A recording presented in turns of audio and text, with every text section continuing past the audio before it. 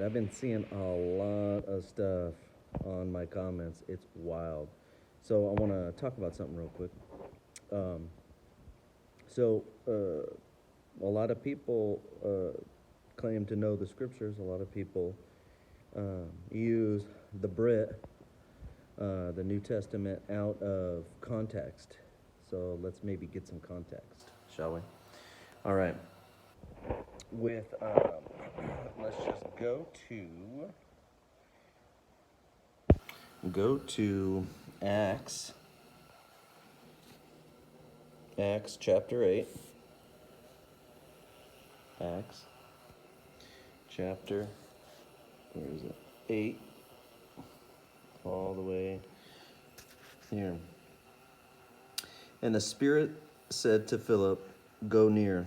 And joining him in his chariot and running up, Philip heard him reading the prophet Yeshayahu, that's Isaiah, and said, "Do you know what you are reading? Do you know what you are reading?" That's interesting that he should say that. Because remember, the taught one said, "What do you mean by these parables?" And Yeshua said that it's for you to know and to tell them the secrets of the reign of Elohim. And he said, "How am I able unless someone guides me?" And he called Philip near to come up and sit with him. And the passage of scripture which he was reading was this. The lamb led to the slaughter. Yeshayahu 53, 7 through 8. All right.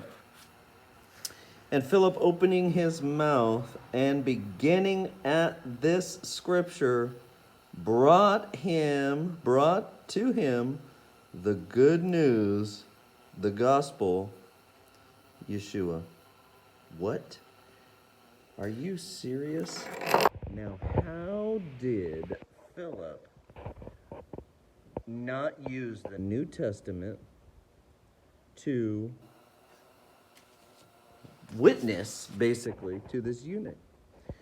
To teach him what the good news is, what the gospel, right, is. And he used Isaiah 53. For most Christians, that's an easy one, right? Well, what about anywhere else? Can you use that? What about anywhere else? I asked the question, is it done away with? If it is done away with, well, Philip didn't get the message. So I'm going to turn, because this scripture has been used a gazillion times.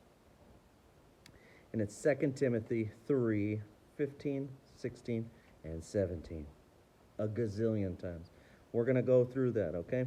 Rightly handling the word of truth.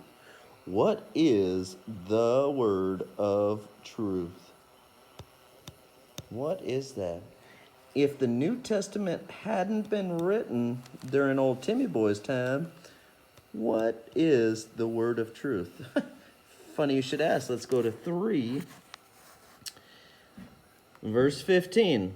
And that from a babe, you have known the set apart scriptures, holy, kadosh, set apart, perfected scriptures, right?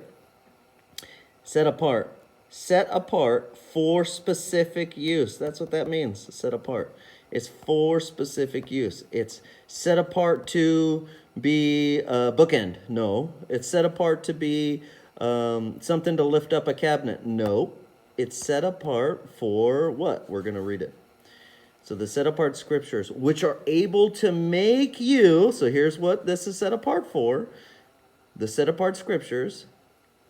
And this is how I know what those set apart scriptures are, because if you look in the Strong's, that word, scriptures, comes up 51 times. 51 times. So look at it. Look, cross-reference it. Look at all those 51 times. And what is it being used for? Here, you see it right here. Right here, right here, right here. 51 times it is used for the Old Testament. Not the New Testament, the Old Testament. It's an entirety. Genesis to Malachi.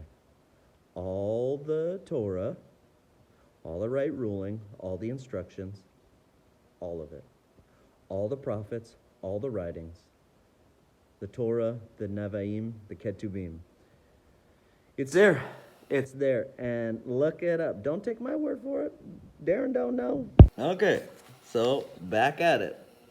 The set apart scriptures, which are able to make you wise for salvation. You mean to tell me the Old Testament in its entirety is able to make me wise for salvation? Are you serious, Darren?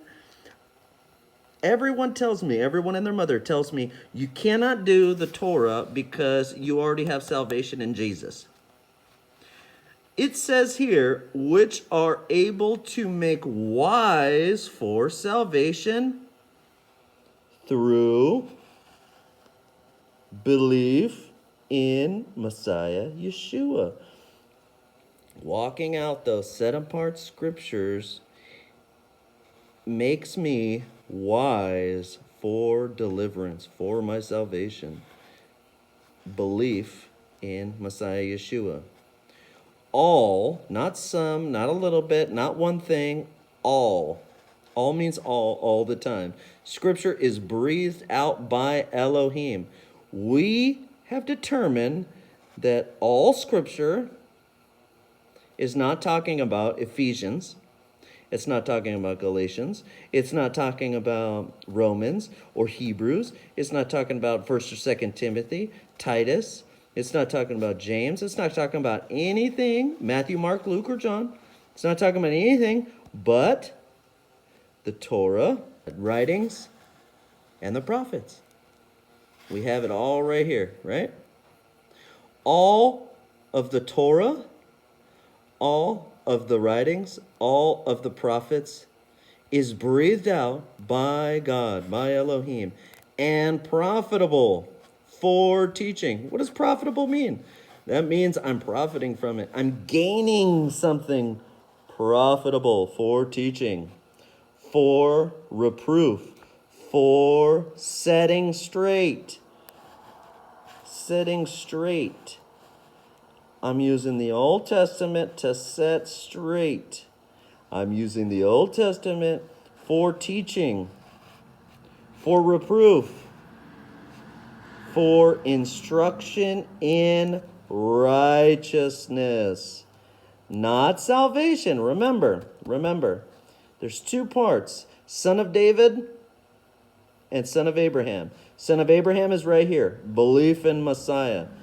Abraham believed Elohim and it was credited him to righteousness, right? There's belief, son of Abraham, and son of David.